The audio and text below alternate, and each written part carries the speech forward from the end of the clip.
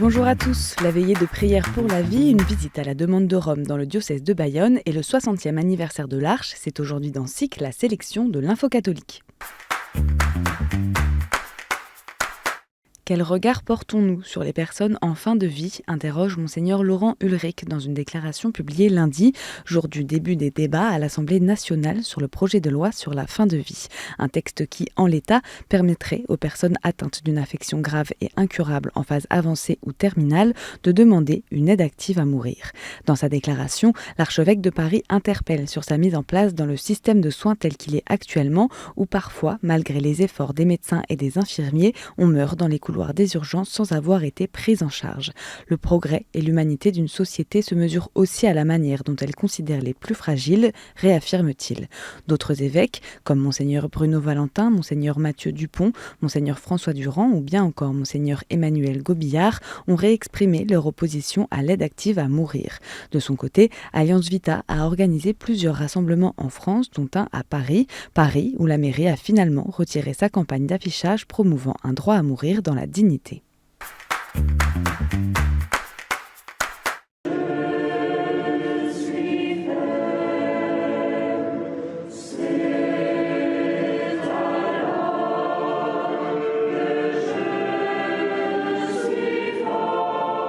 Lorsque je suis faible, c'est alors que je suis fort. C'était le thème de la veillée de prière pour la vie proposée par les évêques d'Île-de-France et du diocèse aux armées ce mardi soir en l'église Saint-Germain-l'Auxerrois à Paris. Une 15e édition marquée bien sûr par l'examen du projet de loi sur la fin de vie qui avait débuté la veille et qui s'est achevé par la prière des évêques d'Île-de-France pour les personnes malades et âgées, les soignants mais aussi les politiques demandant qu'ils aient le courage de plaider en faveur du respect de la vie. Monseigneur Marc Hayet, évêque du diocèse de Bayonne, l'Escar et Oloron, a annoncé qu'il fera l'objet d'une visite fraternelle à partir du 3 juin. Demandée par Rome, cette visite intervient ici à la suite de plusieurs courriers et de réclamations de fidèles. C'est Monseigneur Antoine Héroard, archevêque de Dijon, qui a été missionné par le nonce apostolique pour se rendre dans le diocèse pour une semaine d'entretien début juin, puis en juillet. Il rencontrera l'évêque, ses collaborateurs clercs et laïcs, ainsi que ceux qui ont des responsabilités diocésaines. Les lieux de formation des séminaristes du diocèse ont quant à eux déjà fait l'objet de visites l'hiver dernier. Une plaque rendant hommage aux victimes d'agressions sexuelles a été dévoilée au lycée Charles de Foucauld à Brest mardi dernier.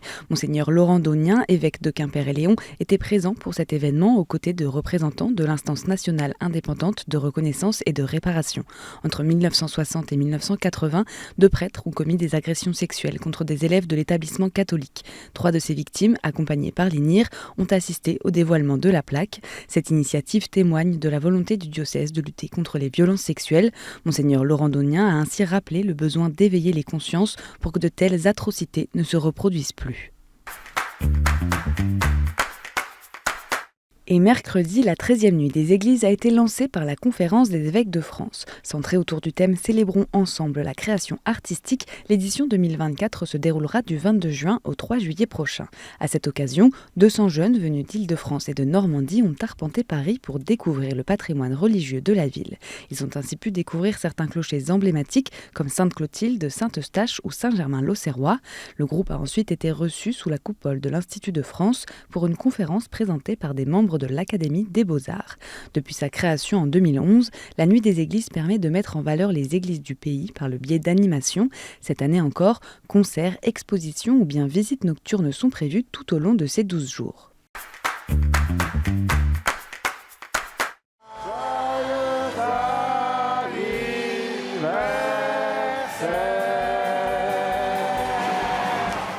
Une nouvelle page s'ouvre pour l'Arche 3 ans après les révélations d'abus sexuels commis par ses fondateurs. Du mardi 28 au jeudi 30 mai, l'association fêtait ses 60 ans d'accueil des personnes handicapées.